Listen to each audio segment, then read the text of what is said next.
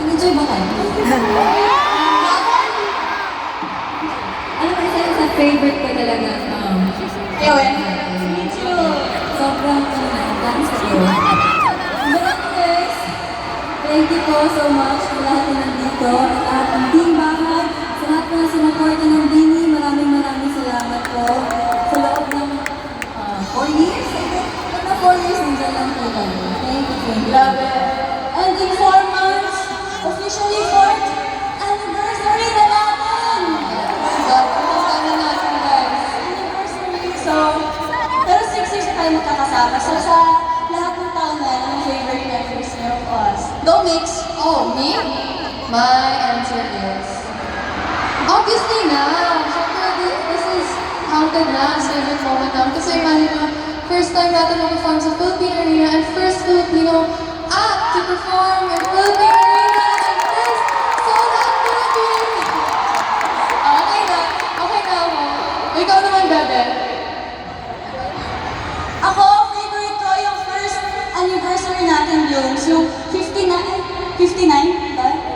59. Yung inside 69? Ah, 60. Yung 69 Blooms pa rin na dance. 65! Sorry.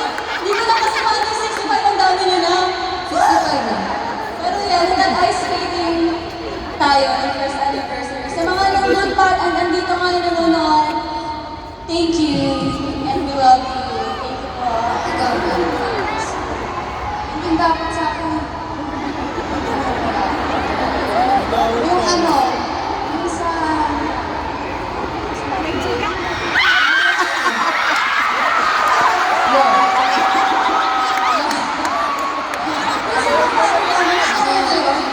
Diba? Nag-celebrate tayo ng parang anniversary natin. Kasi